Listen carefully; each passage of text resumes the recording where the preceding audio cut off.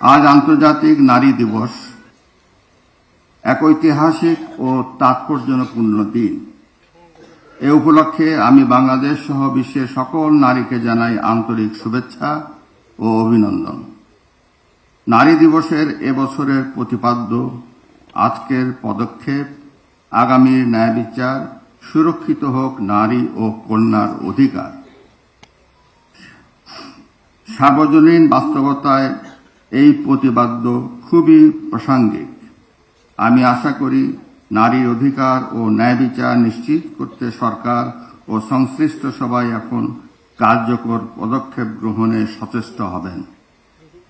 সম্মানিত সুধীবৃন্দ, মার্চ আমাদের গৌরবের মাস। আমরা বলি অগ্নিঝরা মার্চ, স্বাধীনতার মাস। আমার বক্তব্যের শুরুতে আমি 1971 সালের মহান মুক্তিযুদ্ধের শহীদ বীর মুক্তিযোদ্ধাদের করি শ্রদ্ধাভরে স্মরণ। সেই সঙ্গে যারা 1971 সনের মা বোনেরা তার সম্ভ্রম হারিয়েছিলেন, বীরঙ্গনা মা বোনদেরকে জানাই শ্রদ্ধার সঙ্গে স্মরণ করছি। 1971 মুক্তিযুদ্ধের ধারাবাহিকতায় অনেক আন্দোলন ও সংগ্রাম হয়েছে। সেই আন্দোলন ও সংগ্রামে অনেক শহীদ হয়েছেন অনেকে, তাদেরকেও জানাই আমার সশ্রদ্ধ অভিবাদন। 2024 সালে ছাত্র জনতার অভ্যুত্থানের মাধ্যমে গণতন্ত্র প্রতিষ্ঠার যে চেষ্টা করা হয়েছে, সেই গণতন্ত্র প্রতিষ্ঠার সংগ্রামে অনেক বীর যোদ্ধারা শহীদ হয়েছেন, তাদেরকেও আন্তরিকভাবে স্মরণ করছি, শ্রদ্ধার সঙ্গে স্মরণ করছি। শহীদদের স্বপ্ন ও আকাঙ্ক্ষা ছিল একটি বৈষম্যহীন ও ন্যায়ভিত্তিক বাংলাদেশ গড়া। সেই বাংলাদেশ প্রতিষ্ঠার মাধ্যমে আমরা দেশ এবং জনগণের জন্য শহীদদের আত্মত্যাগের প্রতিদান দেওয়ার চেষ্টা করে যাচ্ছি এবং করতে পারি।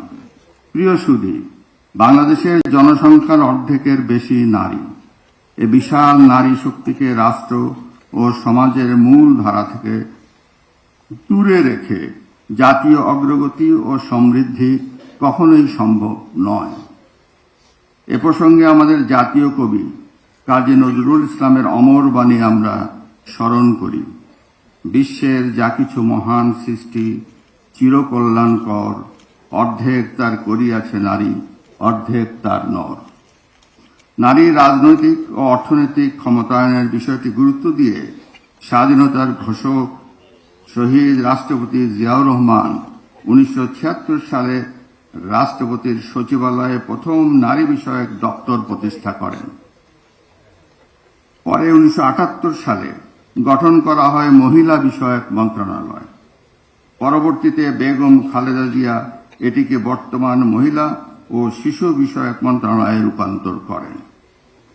শহীদ রাষ্ট্রপতি জিয়াউর রহমান যে ভিত্তি স্থাপন করেছিলেন, সেটিকে আরও শক্তিশালী ও সময়োপযোগী রূপ দেন দেশনেত্রী বেগম খালেদা জিয়া।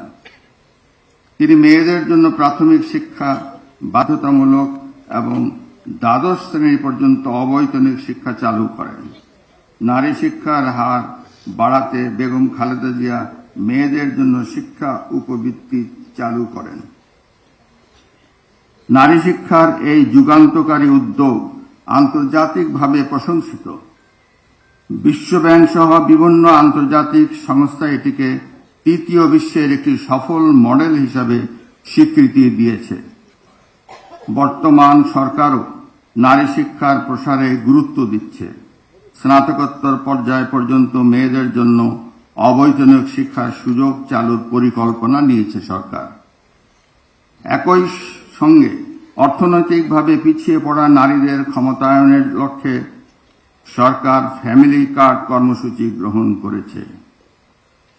কাল বাদ পরশু অর্থাৎ আগামী 10ই মার্চ থেকে এই যুগান্তকারী কর্মসূচি শুরু হচ্ছে জেনে আমি খুবই আনন্দিত।